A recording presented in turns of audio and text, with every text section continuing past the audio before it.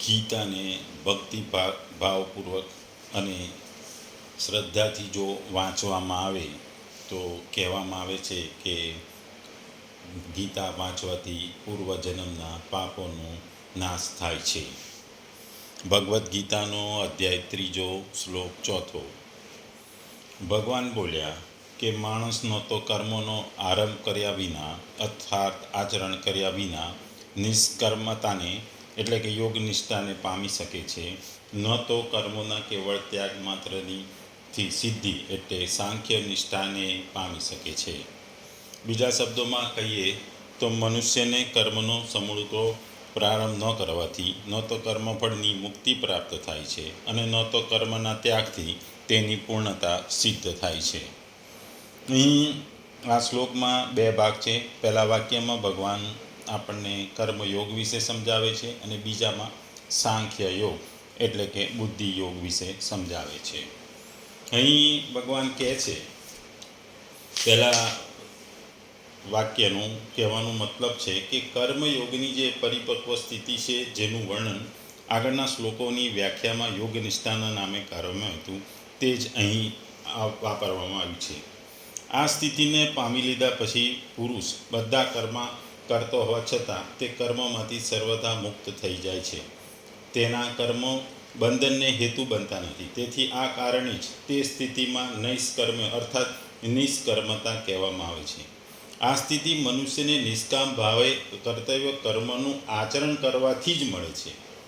કર્મ કર્યા વગર મળતી નથી. તેથી કર્મ બંધનથી મુક્ત થવાનો ઉપાય કર્તવ્ય કર્મોનો ત્યાગ નથી, બલકે કર્મોને નિષ્કામ ભાવે કરતા રહેવાનું છે.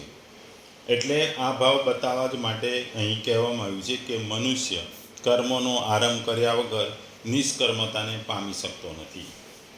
એટલે ભગવાનનું કહેવું છે કે કર્મયોગમાં કર્મ કરવું આવશ્યક છે, કારણ કે નિષ્કામ ભાવથી કર્મ કરવાથી જ કર્મયોગની સિદ્ધિ થાય છે ને આ સિદ્ધિ મનુષ્યને કર્મ કર્યા વિના મળતી નથી. એટલે તમે કર્મ ના કરો તો તમને કોઈ સિદ્ધિ ના મળે.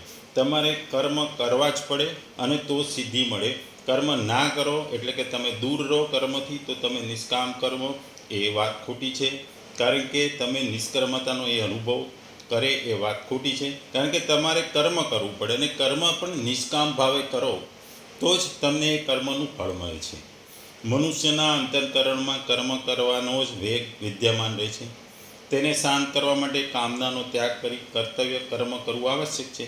કામના રાખીને કર્મ કરવાથી આ વેગ દૂર થઈ જાય, દૂર થતો નથી બલકે વધે છે. એટલે અહીં આ પહેલા લાઈનનો અર્થ એ છે કે આ પદનો આશય એ છે કે કર્મયોગનું આચરણ કરવાવાળો મનુષ્ય કર્મોને કરતો રહીને જ નિષ્કર્મતાને પામે છે. જે મનુષ્યના કર્મો અકર્મ બની જાય છે અથવા બંધન કરતા નથી તે સ્થિતિ નિષ્કર્મતા કહે છે.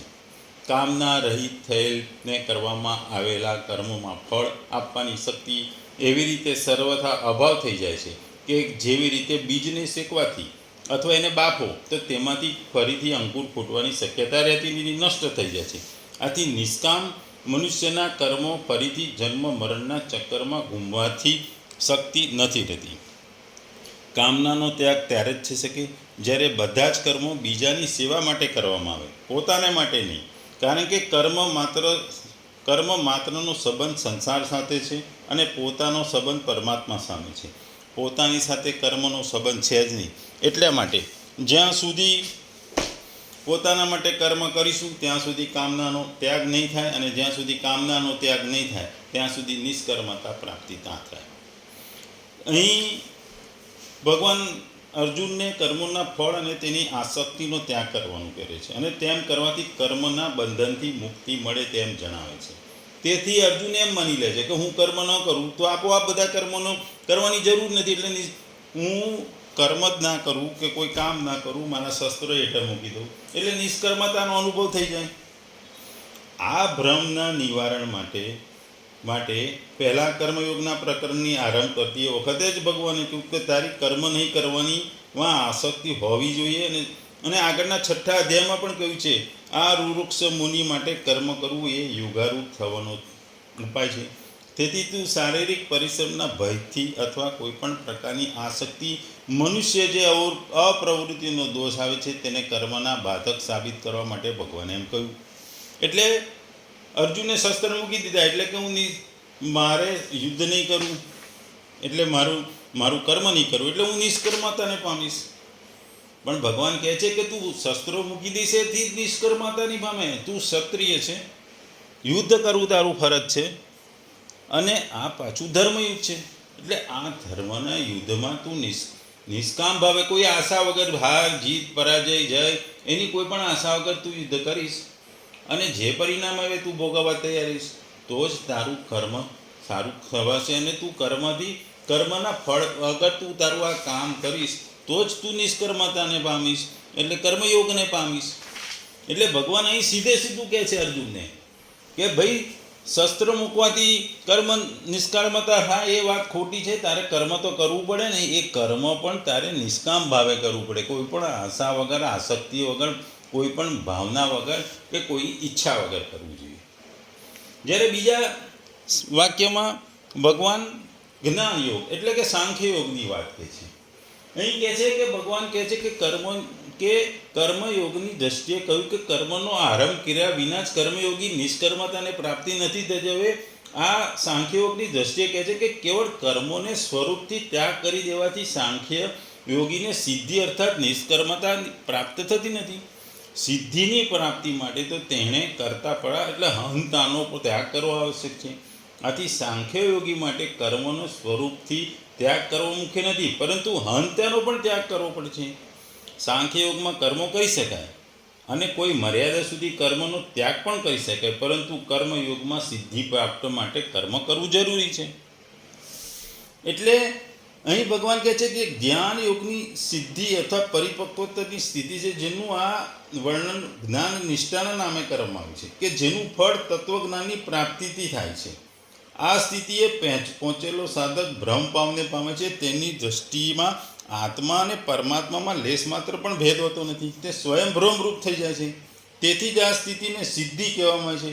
આ જ્ઞાન યોગ રૂપી સિદ્ધિ પોતપોતાના વર્ણાશ્રમ પ્રમાણે કરવા યોગ્ય કર્મોમાં કરતાપણાનું અભિમાન તજી અને બધા જ ભોગોમાં મમતા, આસક્તિ અને કામનાથી પર થઈ નિરંતર અભિન્ન ભાવે પરમાત્માનું સ્વરૂપનું ચિંતન કરતા રહેવાથી મળે છે. કર્મોને સ્વરૂપથી ત્યજવાથી મળતા નથી, કારણ કે હંતા, મમતા અને આસક્તિનો નાશ થયા વગર મનુષ્યને અભિન્ન ભાવે પરમાત્મામાં સ્થિર સ્થિતિ થવી એ સંભવ નથી, એ અશક્ય છે. એટલે અહીં ભગવાન કહે છે કે તમે કર્મ કરવાનું હોય તો કરવું પડે, અને પણ જો તમે કર્મનો કેવળ ત્યાગ કરી દો એનાથી સિદ્ધિ એટલે સાંખ્ય નિષ્ઠા પામો એ વાત ખોટી છે. એટલે કે તમે કર્મનો કેવળ ત્યાગ કરવાથી નથી મળતી, તમારે ભૌતિક સ્થિતિને ત્યાગ કરવાથી નથી, તમારે આંતરિક સ્થિતિને મેં સુધારવી પડે. હવે જો કોઈ વ્યક્તિ આજે ભગવા કપડાં પહેરી લે એટલે એ પરમાત્માને, એ સાધુ થઈ જાય, એ પરમાત્માને પામી જાય, એ વાત ખોટી છે. કારણ કે એણે પોતાના અંતઃકરણની શુદ્ધિ પણ કરવી જોઈએ, એણે પોતાના મનમાં રહેલી મમતાઓ, અહંતાનો, આસક્તિનો પણ ત્યાગ કરવો પડે. કારણ કે જો તમે આ ત્યાગ ના કરો તો તમે ત્યાગ ના કરો તો તમને સિદ્ધિ પ્રાપ્ત ના થાય. એટલે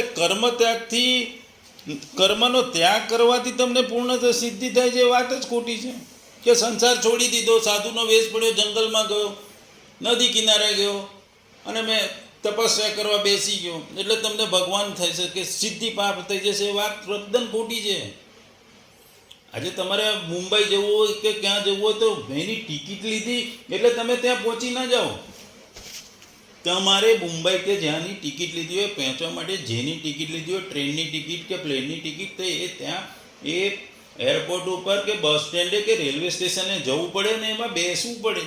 અને બેસો તો જ તમે મુંબઈ કે જે સ્થળે જવાનું હોય પહોંચવું પડે. એ રીતે જ તમે સંસારનો ત્યાગ કરી દો અને ભગવા કપડાં પહેરી લઈ જંગલમાં જઈ તપ કરો, તેનાથી તમને સિદ્ધિ ના મળે. કારણ કે એ તો ખાલી બાહ્ય આડંબર છે કપડાં પહેરીને તપ કરવું, પણ તમારા મનની સ્થિતિ, અહંકાર, એ બધોનો ત્યાગ કરવો ખૂબ જ જરૂરી છે ને. એના વગર તમે કઈ સિદ્ધિ ના પ્રાપ્ત થાવ.